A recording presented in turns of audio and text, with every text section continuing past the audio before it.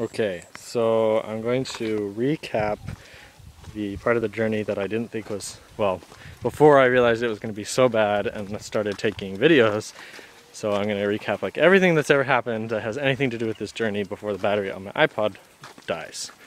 So today is Thursday, July 19 minus 7, 12th. Today is the 12th of July, Thursday.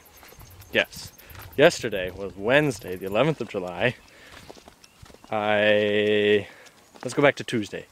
Tuesday, 10th of July. Yes, I know, 20% battery. Tuesday, 10th of July. Give half from Nusi Bay to Mbanza sometime in the late afternoon for 3 or 4 o'clock. Grabbed a taxi bay pretty quickly.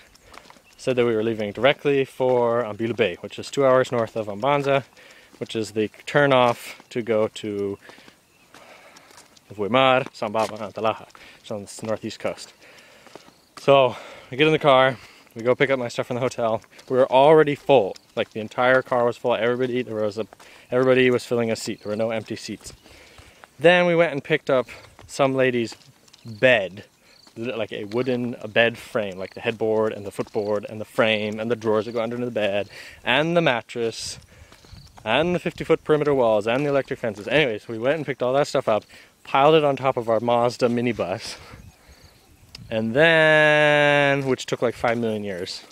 I even helped a little because Malagasi's are so short they couldn't like put the bed up on top of the car.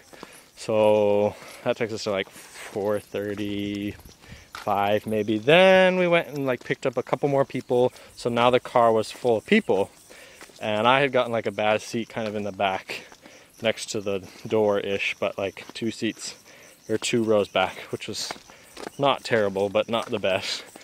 Anyways, then they kept filling up more. So we were already at like capacity. It was like 25 people in a bus. Like in America, it would fit like 12. We're already at like 25. Then we went and we picked up like, seriously, probably like 5 more people. So they moved, so they're like, oh, Vaza, you're tall and long, you won't fit back here anymore, so we're gonna move you to the front. I was like, sweet. So they put me in the front seat, devant season, the front passenger seat. I was like, oh, sweet, this is awesome. So I was really happy. Then about 2 minutes later, we picked up more people. Yes, more people. And so they said, hey, here's this lady, and you just met her, and this is crazy, but she's gonna sit on your lap. Yes, maybe, definitely. I was like, oh, okay. So some like random 30-year-old Malagasy lady sits on my lap, and then we picked up more people until seriously there were at least 30 people in the car, which is normally supposed to seat like 22, 25 tops. I think we might have hit 35, I don't know. But there was a driver, 3, so there's a driver, 2 passengers, then me, then a lady on my lap, and a baby, and the lady next to me's lap. So it's 1, 2, 3, 4, 5 adults and a baby in the front row.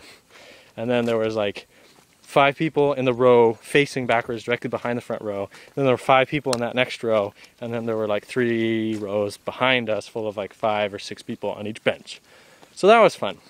Anyways, we finally leave Mbanza at like 6, so the sun just barely set. It's supposed to be 2 hours, thereabouts, to Ambila Bay. But we kept picking up passengers. We would like stop every 30 minutes. There'd be like people on the side of the road, and they're like, oh, we'll fit you in our car. And I was like, no, there's no way we can fit you in our car. We're already way overbooked. Anyways, they didn't care, so they just kept picking up people and picking up their stuff and loading it on top of the car. And finally, at like 9:30, so a full hour and 30 minutes longer than the 2-hour ride is supposed to be, we arrived in Ambila Bay. And then they were nice and like tried to drive me to a hotel, but like the first 2 hotels were totally booked, which is really weird for Madagascar. This is like Podunk town, where the nicest hotel maybe has running hot water, maybe. But that. So anyways, they were full. Then we went to the 3rd one. They had a room. I was like, oh sweet, thank you. I'm not gonna die or sleep on the streets in Madagascar for a night. So I went to bed. I talked to the guardian. He was like, oh, well, hold on. Well, I talked to the guardian. He's like, yeah, there's buses that leave for Sambava and Talaha, which is where I'm trying to get to still. Every day. They leave in the morning, or I swear he said they leave at 4, 5, and 6. And I thought he said in the morning.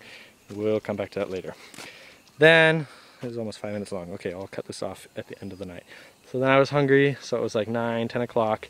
So I like scoured the streets of Anbilbe, which is a tiny town, as I have told you, for food. There was like this one super swanky, sketchy, skanky disco club thing that had nobody in it but was open with like purple neon lights everywhere, and I was like, nope. And then, oh sweet, it's 39 kilometers, look.